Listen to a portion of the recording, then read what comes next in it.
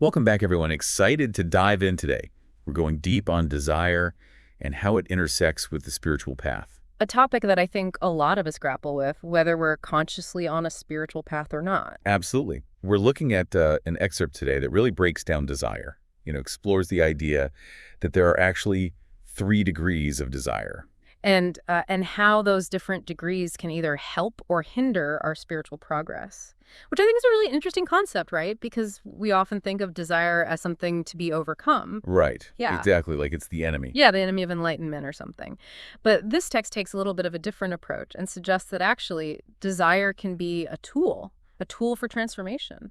Interesting. And it all starts with, what is desire even? Yeah. At its core? Well, the text describes it as, at its root, a drive to unite with something outside of ourselves. So anything that we perceive as external to us, whether that's a physical object, something we want to possess, or whether it's a psychological state, like a feeling of happiness or peace or whatever it might be. So it's that reaching out, that wanting to connect with something beyond ourselves. Yeah, exactly. So I guess that applies to everything from, basic desires for food and shelter to those more complex desires for, social status or recognition or power. Right. It's that same underlying principle. And the text even talks about how the environment that we're in, whether it's more social or solitary, can actually influence which types of desires become more prominent in our experience. Which is fascinating, like the idea that if we're constantly surrounded by people and engaged in social activities, certain desires might be more at the forefront. Right. Like if you're at a party, you might be more aware of your desire to, be liked or accepted by the group or to have fun and enjoy yourself. Exactly, yeah. Whereas if you're in solitude, maybe spending time in nature or in meditation, then other desires might come up. Maybe desires for peace or for deeper connection with yourself or even with something beyond yourself. Right, like maybe those more primal desires for comfort or for security might become more amplified when you're alone with your thoughts. Yeah. Yeah, absolutely. Which I guess is something that spiritual seekers, who often spend a lot of time in solitude, might face. Right. They might experience a stronger pull from those basic desires because there are fewer distractions. Okay, so then, and that's where the text gets really interesting when it starts talking about these 3 degrees of desire, the brute, the rational, and the spiritual. Yeah. Yeah, it's a framework for understanding how desire can actually evolve, and potentially even lead us to a transformation of consciousness. Okay. Let's start with the brute, because, that sounds pretty intense. Yeah.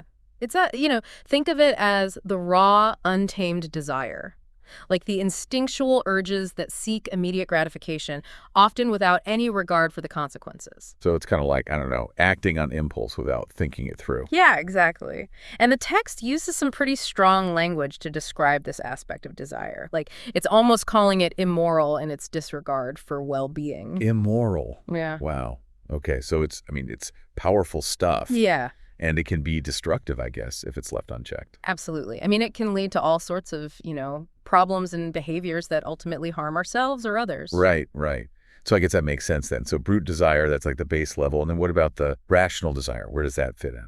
So the rational desire, I see it kind of like a bridge between the brute and the spiritual. A bridge, okay. Yeah, like it's about cultivating a more conscious and a balanced approach to fulfilling our desires.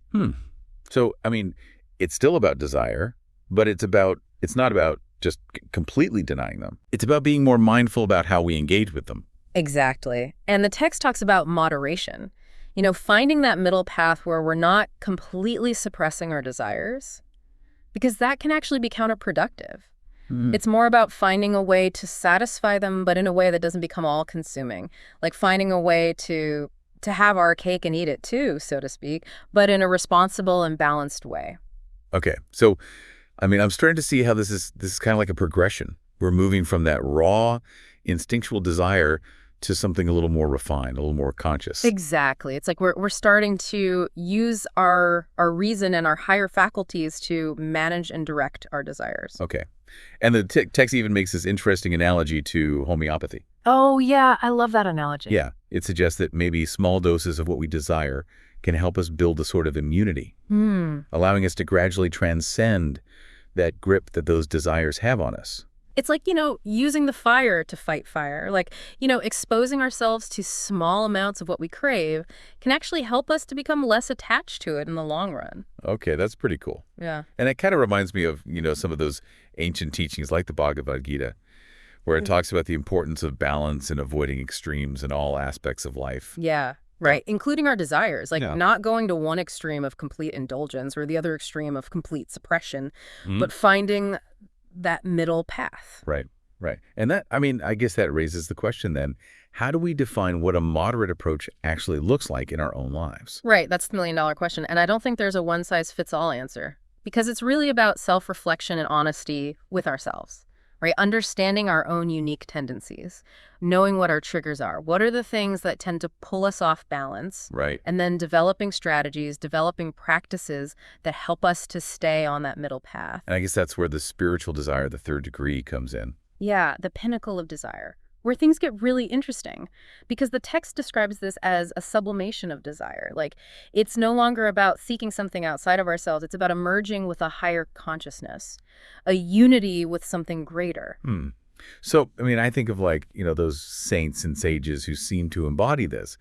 Their actions aren't driven by personal desires anymore, but by this deep sense of connection with everything, with the universe, with the divine. Yeah, exactly. It's like their actions flow from that place of unity, not from a place of ego or personal gain. Right, right. And the text uses some interesting examples, like King Janaka, who achieved this state while still living in the world, fulfilling his worldly responsibilities. Right. A king who was also a sage, showing us that it's not about withdrawing from life, but about transforming our relationship to it. And then there's the example of Jatavarata, who appeared, outwardly he was just a simple, ordinary guy. Right. Almost unassuming, which I think is a beautiful illustration of the fact that spiritual attainment doesn't always look the way we expect it to. So it's not about conforming to some specific image, Yeah. but about that inner transformation. Yeah, exactly. It's about embodying that state of unity in a way that's authentic to our own nature. And the text even touches on this concept that's awful. Kartum akartum anyatha va kartum sakta. I know, right? Try saying that 3 times fast. I know. Ah. But it describes this ability to create, to destroy, or to transform at will. Which just sounds, it sounds like a superpower almost. Right, like a power that arises from this heightened state of consciousness when we transcend the limitations of our ego and connect with that universal consciousness. And I think it's interesting that the text brings up Sri Krishna as a kind of multifaceted example of this. Oh yeah, Krishna is like the ultimate embodiment of this idea. His actions often defied convention, but were always aligned with a higher purpose, a deeper understanding. Right. And I think for me that raises a lot of questions about how do we even begin to approach that level of mastery? How do we navigate those challenges and potential pitfalls that inevitably come up on the spiritual path? Right. Because let's be honest, it's not always a smooth ride, right? There are bumps along the way. And the text doesn't shy away from that. It acknowledges those difficulties, the potential for setbacks. Right. Yeah, it talks about the potential to even fall from grace, so to speak. Which is a sobering reminder that spiritual seeking, especially without the right guidance, can be perilous. It's not just about good intentions. It requires a lot of self-awareness and a willingness to confront the shadows within ourselves. And honestly, that can be pretty scary. And I guess it all starts with that initial spark, right? That moment of awakening when we first feel that call to something more, that desire for something beyond the ordinary. Yeah. And the text describes that as being fired up. Like it's this sudden, intense experience. Yeah. Like being thrust into a new world, a world that's both familiar and totally foreign at the same time. And it connects that to the first chapter of the Bhagavad Gita, with Arjuna's internal struggle as he's facing this huge battle. Like he's being called to action, but he's also wrestling with these doubts and these fears. Yeah. And I think a lot of seekers can relate to that feeling, that sense of being overwhelmed by the enormity of the path that's unfolding before them. Right. And while some people are fortunate enough to find a teacher or a guru to guide them. Yeah, like in the second chapter of the Gita, Krishna steps in as Arjuna's charioteer, providing that wisdom and support. But the reality is that many of us, we embark on this journey alone, at least initially. Yeah, which makes it even more challenging, right? Yeah. Finding authentic guidance can be really, really hard. And there's a lot of potential to get sidetracked or to misinterpret our experiences. And that's where the text talks about the possibility of a fall. of veering off course. Yeah. And it says that this often happens when our aspirations aren't met or when we lack that proper guidance. Right. It's like our spiritual energy gets misdirected somehow. And it can manifest in a lot of different ways. Neurotic behaviors, obsessive attachments, or even harmful tendencies towards ourselves or others, which is, definitely not what we're aiming for. So, I mean, this raises a really important question for all of us who are, on a spiritual path. Have we ever experienced something that we can now recognize as a potential fall? Like a setback or a challenge that maybe we weren't able to fully understand at the time? Yeah, that's a powerful question. And I think it's something that we all need to reflect on, honestly, because developing that self-awareness is crucial. Recognizing the warning signs, knowing what our patterns are so that we can course correct if necessary, and make sure that our spiritual seeking is actually leading us towards greater wholeness and balance. Right. And the text even gives some pretty stark examples of what it calls disintegrated personalities, like individuals who maybe suddenly feel this urge to lead a movement or a group of people, but then they become disillusioned and withdraw when things don't go according to plan. Right. Or those who swing between extremes of being really outgoing and then completely withdrawing from social interaction.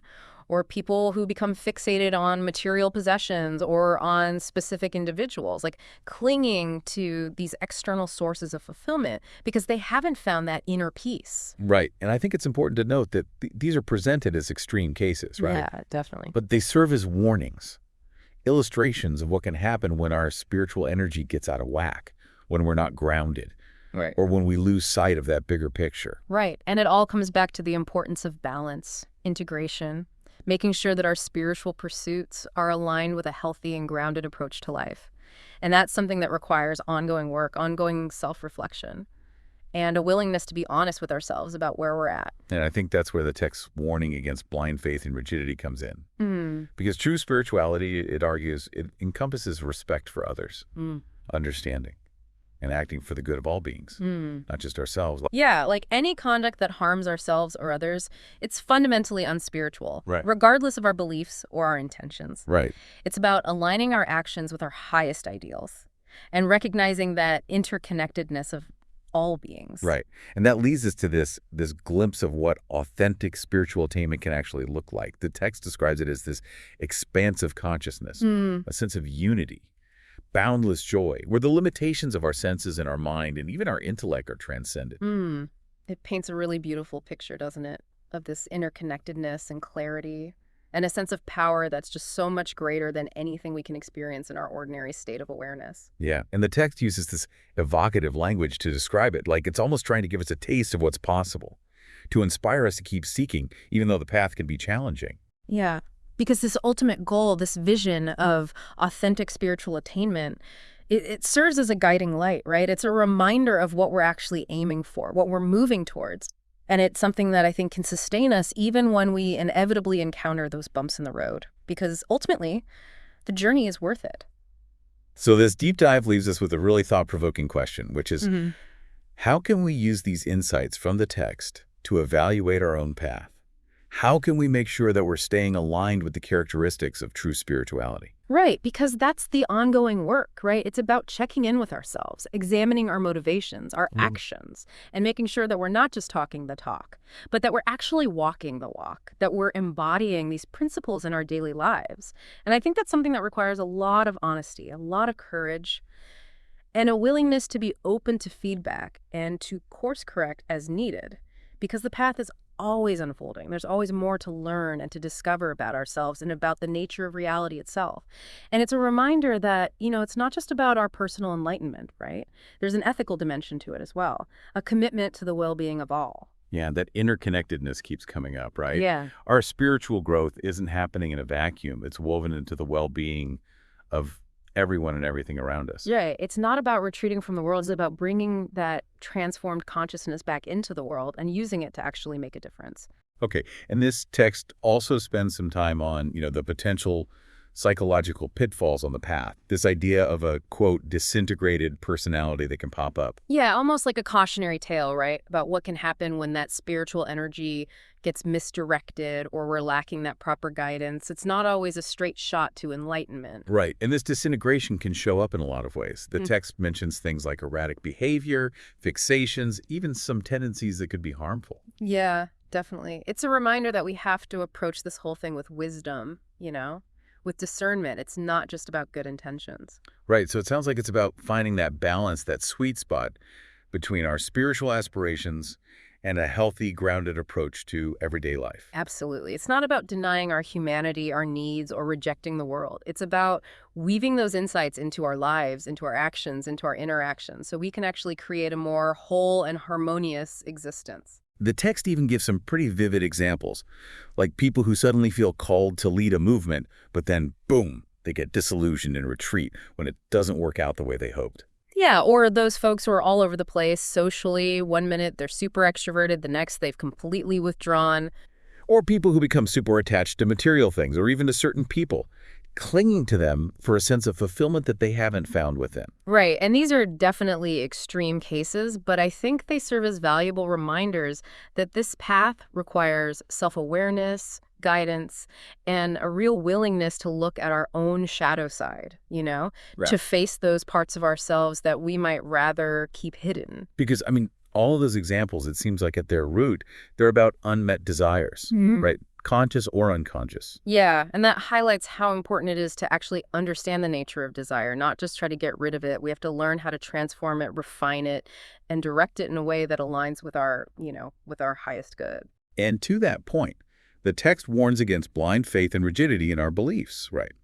True spirituality should encompass respect, understanding, and actions that benefit everyone, not just ourselves. Absolutely. It's saying that any conduct that's harmful, whether it's to ourselves or others, is fundamentally unspiritual. It doesn't matter what your beliefs or intentions are. We have to align our actions with those ideals and recognize that deep interconnectedness we all share. It's a powerful message, this call for a more compassionate and inclusive way of approaching spirituality. It kind of pushes us beyond dogma and towards a more universal understanding. Yeah, it reminds us that spiritual growth isn't just a personal thing. It has to involve ethical conduct and a commitment to making the world a better place. So this excerpt, it gives us a lot to think about. It challenges us to examine those beliefs, those motivations, our actions, and make sure we're on a path of balance, compassion, and real growth.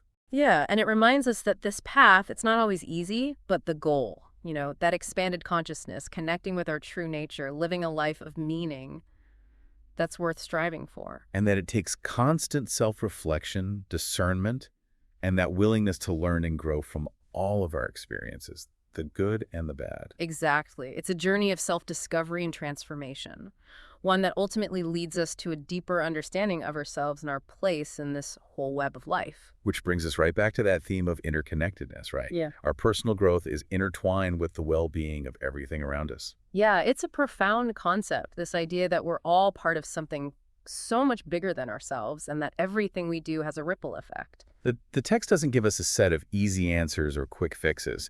It's more about providing that framework, that deeper understanding, and encouraging that ongoing process of self-discovery and reflection. Yeah, it challenges us to question our assumptions, confront those shadows within, and really align ourselves with a vision of spirituality that includes personal enlightenment, but also ethical behavior and a commitment to the well-being of all. So it's about bringing those aspirations out into the world and using them to create positive change in our own lives and the lives of others. Right, because it's not a solitary journey, it's a shared one. It unfolds in our relationships, our communities, and the world around us.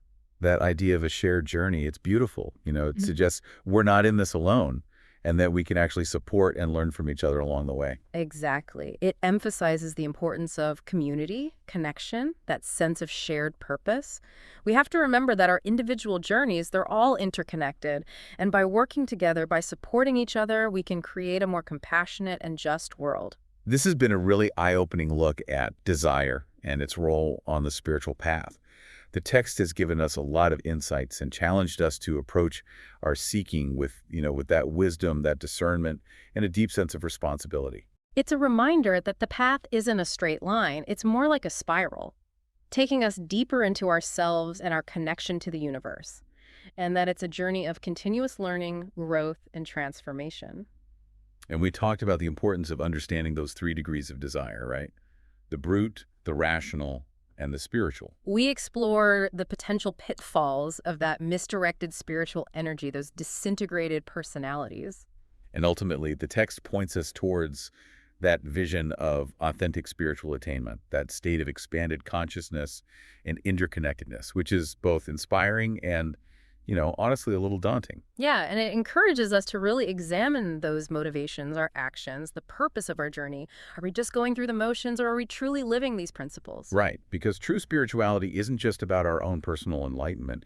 It's about ethical conduct, compassion, and a commitment to everyone's well-being. It's about bringing those aspirations into the world and using them to make a positive difference. So we've gained a lot of insights today and a deeper understanding of the complexities of the spiritual path. And it's a reminder that it's not a passive thing, True spirituality is active. It's an engagement with life, a constant process of self-discovery, growth, and transformation. And it sounds like the journey is just as important, if not more so, than reaching any kind of final destination. Absolutely. It's in the journey, in those challenges and triumphs, that we refine our understanding, cultivate that compassion, and ultimately realize our true potential.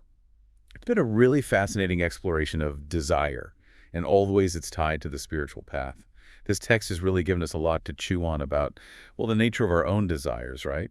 How they impact our journey. Definitely. I mean, we've seen how those desires can lead to pitfalls, but also how when we approach them with awareness and, commitment to what's truly beneficial, how they can lead to real transformation. And one thing that really resonated with me was that idea of finding that balance, that middle ground between indulging every desire and denying them completely. Yeah. It's not about suppression. It's about, cultivating a different kind of relationship with desire. Right. And I loved that analogy with homeopathy. It's like taking small controlled doses of what we crave, almost building up an immunity so we can eventually move beyond that constant pull. It feels like a more balanced, more nuanced way to approach this whole complex thing with human desire. Yeah, and it all ties back to that theme of balance and integration that we've been talking about, right? Yeah. It's not about rejecting the world or pretending we don't have needs. It's about figuring out how to bring those inner and outer worlds into harmony. Exactly. It's about taking those spiritual insights and actually weaving them into our lives, into our actions, our relationships, living in a way that reflects that wisdom and compassion that